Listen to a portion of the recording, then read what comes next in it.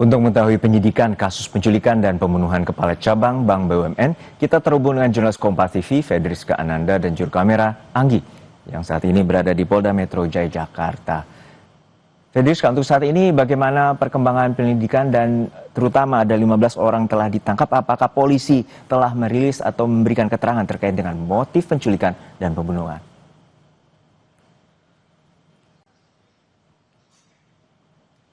Ya, Juno, informasi sementara yang bisa dibagikan oleh kepolisian pada saat ini adalah berapa jumlah tersangka ataupun terduga pelaku yang sudah diamankan oleh polisi. Namun terkait dengan apa peran, siapa melakukan apa, ini belum dijelaskan.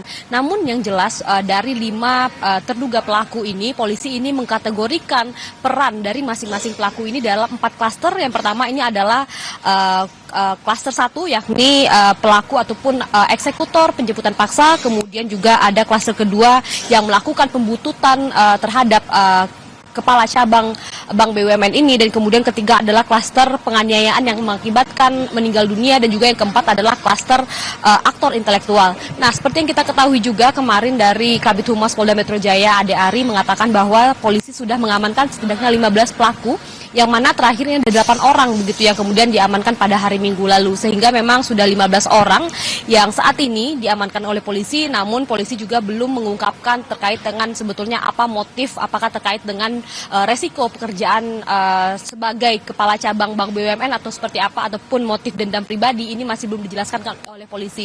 Oleh saat itu kita juga akan menanti begitu bagaimana kemudian polisi akan melakukan keterangan pers, tentu akan melakukan gelar perkara terlebih dahulu. Namun yang jelas sekarang polisi masih melakukan pendalaman terkait dengan peran masing-masing dari ke-15 orang yang sudah diamankan ini, Juno. Ya, Fedriska, saat ini ada 15 orang ditangkap, dan juga bagaimana keterkaitan dan juga informasi terkait dengan bayaran terhadap masing-masing peran yang telah dilakukan atau diduga dilakukan oleh aktor yang disebut oleh polisi pengusaha bimbel Dwi Hartono.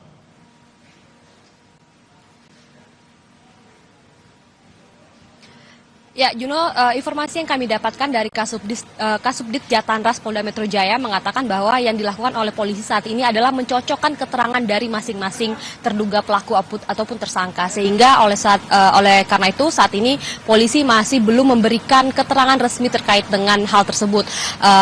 Kemudian keterkaitan antara para pelaku ini seperti apa. Oleh karena itu kita juga mencoba mengkonfirmasi kepada Kabid Humas Polda Metro Jaya bagaimana kemudian pendalaman yang tengah dilakukan oleh polisi saat ini, dan kemudian juga tadi seperti yang sempat saya singgung adalah polisi masih melakukan pencocokan keterangan antar masing-masing pelaku. Tadi sempat saya singgung juga ada 4 klaster begitu ya.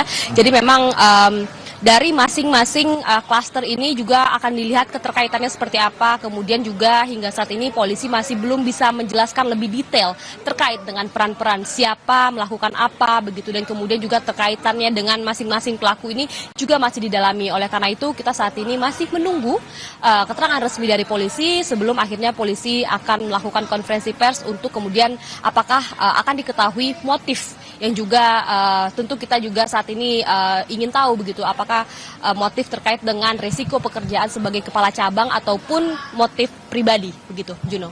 Baik, kita nantikan bagaimana pengusutan tuntas dari pihak kepolisian untuk menyelidiki dan menyidik terkait dengan kasus penculikan dan pembunuhan Kepala Cabang Bank BUMN. Terima kasih rekan Fedriska Ananda dan juga Anggi dari Polda Metro Jaya, Jakarta.